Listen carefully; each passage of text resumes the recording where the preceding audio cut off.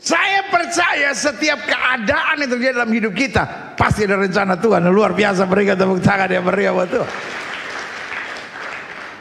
Tuhan bilang sama Maria, engkau akan mengandung dan melahirkan anak. Kalau Maria bertanya kenapa, Tuhan gak jawab iseng. Daripadanya akan bangkit pemimpin. Natal bicara bahwa hidup ini keras. Maria menghadapi tantangan, Yusuf menghadapi tantangan, orang Majus menghadapi tantangan, gembala-gembala di padang menghadapi tantangan, tapi rencana Tuhan membawa pada kemenangan dan kemuliaan. Berikan tepuk tangan yang meriah buat Tuhan. Klik Ibrani 13 ayat 17. Taatilah pemimpin-pemimpinmu. Alkitab tidak bilang taatilah pemimpin-pemimpinmu karena mereka sempurna. No. Tapi Alkitab bilang taatilah pemimpin-pemimpinmu, artinya siapapun mereka taat dan tunduklah kepada mereka. Sebab mereka berjaga-jaga atas jiwamu. Sebagai orang-orang yang harus bertanggung jawab atasnya. Dengan jalan itu mereka akan melakukannya dengan gembira, bukan dengan keluh kesah. Sebab hal itu tidak akan membawa keuntungan bagimu. Klik. Salah satu yang setan sedang kerjakan di akhir zaman, yaitu melepaskan dari neraka roh pemberontakan dan roh perpecahan. Apa saudara? Sama-sama bilang roh pemberontakan dan perpecahan. Sekarang saya mau tanya sama saudara. Saudara merasa gak hal ini benar? Saudara ngerasa gak anak sekarang lebih susah diatur? Saudara ngerasa gak orang sekarang cepat kecewa, cepat kepahitan, cepat dendam? Saudara ngerasa gak orang sekarang jiwanya jiwa yang berontak? Saya percaya anak Tuhan Yesus tidak boleh menyusahkan siapapun. Saya kemarin KKR di lapangan di Medan. Pas saya ngomong hal yang sama, saya percaya anak Tuhan tidak boleh nyusahin siapapun. Semua langsung amin di Medan. Tapi ini kan jemaat sendiri kan, udah bosan lihat saya. Pada kalimat saya cukup luar biasa tuh. Cukup bagus tuh. Anak Tuhan tidak boleh menyusahkan siapapun. Gak ada yang peduli.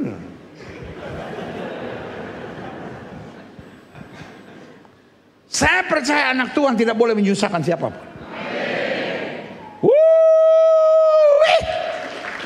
Pak, engkau tidak boleh menyusahkan istrimu.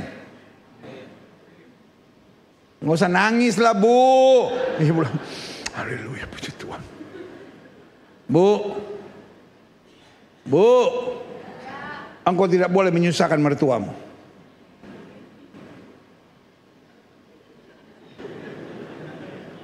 Mertua,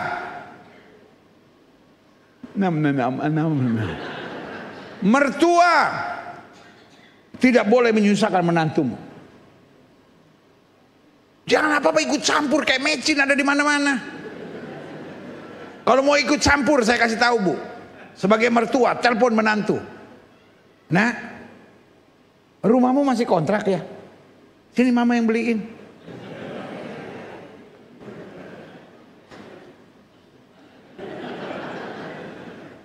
Nah, kamu kok kemana-mana naik Grab? Iya ma, mobil satu suka dipakai sama suami ma. Ayo ikut mama. Kemana mak? Showroom. Kamu tunjuk, mama yang bayar. Mertua.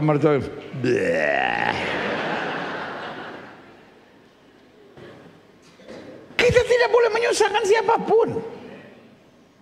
Karena di akhir zaman yang ada dalam mimpinya setan adalah apa saudara? Sama-sama bilang sama saya kekacauan. Makanya yang dia lepas adalah roh pemberontakan. Suami ngomong apa istri lawan. Istri ngomong apa suami lawan. Orang tua ngomong apa anak-anak lawan. Dan itu terjadi di mana-mana. Di lingkungan, di komunitas, di pelayanan. Kita susah menjadi orang-orang yang apa? Tunduk pada otoritas. Karena memang setan sedang sangat serius mau mendatangkan apa saudara? Kekacauan. Klik. Nah saya pelajari. Perpecahan ini, kekacauan ini terlihat dari buahnya. Yang pertama buahnya, munculnya manusia-manusia yang gampang sakit hati dan kecewa terhadap otoritas. Sehingga penuh tuntutan. Otoritas tuh harusnya begini, otoritas harusnya begini, otoritas harusnya begini. Dalam hidup saya pelajari. Untuk dapat menemukan kekurangan orang, tidak membutuhkan keahlian. Orang tidak harus sehebat Messi dulu untuk bisa mengkritik Messi. Setuju? Orang tidak harus sehebat Ronaldo dulu untuk bisa mengkomentari permainannya Ronaldo. Orang tidak harus sehebat Prabowo